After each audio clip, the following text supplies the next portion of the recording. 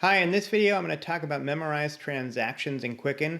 Sometimes they can be great and sometimes they can cause a few problems for you. So I show you how they can cause problems and how to fix them and set it up so that going forward there will be less problems related to memorized transactions.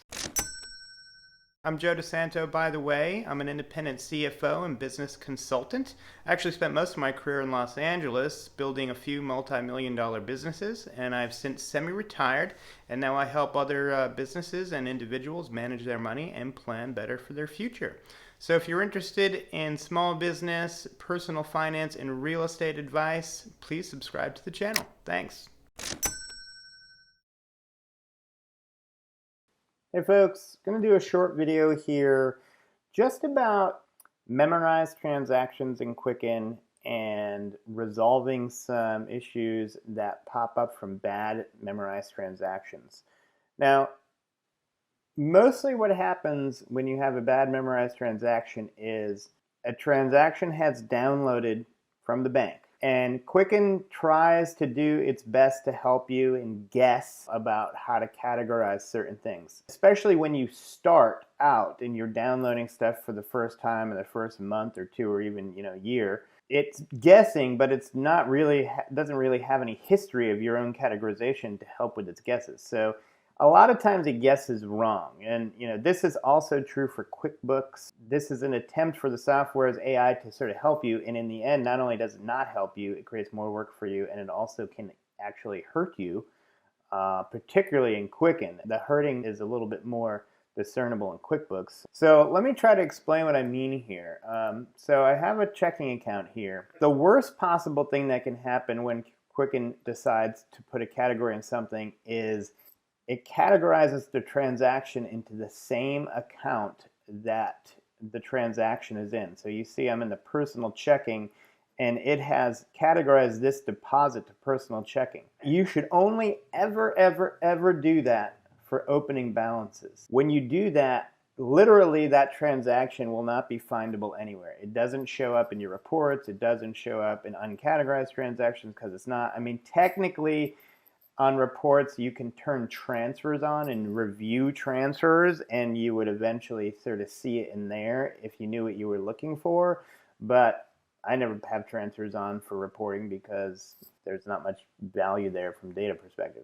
But for whatever reason, especially in the beginning, it will specifically, like deposits, it will sometimes auto-categorize into the same account you're in, and if you hit OK, it's also going to memorize that. So sometimes it'll be like deposit, the bank info will be like deposit X999, I don't know, whatever,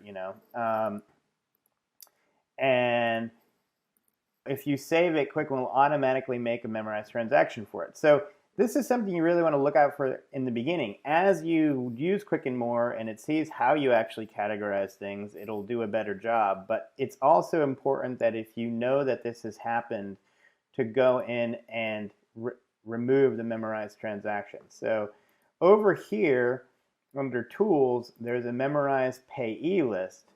And what's going to happen is in there, right there, it has memorized this transaction to personal checking. So if a deposit ever came through again that is sort of labeled with this, I don't know, X999, account number or something, it might automatically do that again. So one, you want to go in there and delete that. But first what I do is you can change the memorized payee name or not, but we will recategorize that to the correct category. I'm just going to put business income product sales for demonstration. Save that, right click, and hit memorize payee. So now we're memorizing a newer memorization for a deposit with this potential banking info. Now you can also do that over here under this little thing, little gearbox, memorize payee, so on. So then once you do that, if you go over here, now for this description, there's going to be two memorized transactions, one to personal checking, one to where I put it. I'm going to go in here now and right click and delete this one. Now, Truth be told, most of the time, if you have multiple memorized transactions, Quicken is going to categorize to the most recently saved memorized transaction. So just by making this edit and saving it, most likely that'll solve your problem going forward. But I've just gotten the habit of ones that I know are particularly bad to have, memorized transactions, I go in and delete them. The last note that I want to put on this video, especially like if some of you use QuickBooks for like your work and then you're kind of setting up Quicken for your personal finances. Memorize payees is a little bit like rules in QuickBooks, but it's not as good. Like QuickBooks will download stuff, and if it's seen you categorize it to something before, it'll pop that in as the option, and if you hit accept, that may or may not be correct. But you have the option to change it before you hit accept. That said, if you go into QuickBooks and you make a rule, like you really make a specific rule for QuickBooks to follow that you set up, it's very foolproof because it knows exactly very specific info to find and associate with the payee in the category. Memorized payees is like somewhere in between. It's a little bit of a rule, but it's pretty reliable once you have a bunch in there and like you've gotten rid of the bogeys, but it's definitely not foolproof. So I don't let Quicken automatically enter download transactions because I know that sometimes it'll muck things up. So, I probably update my Quicken every couple of weeks now. I go in, I download the transactions, they come up in the pre-download window. I kind of look at, when they start, the date, do a little roughly look at what they are, and then I hit enter myself, and then I go through and make sure the categories are right. Most of the time for me now, it auto-categorizes correctly 85–90% of the time. If it's a new transaction though, which is rare because I don't go to that many new places, it might get it right, it might get it wrong, and then I'll save it or whatever. So you have to kind of train your Quicken a little bit more proactively. And last note, just to make sure that you're not doing auto transactions, you can go to the preference pane and you go to download transactions here and make sure that automatically add to banking transactions is not checked.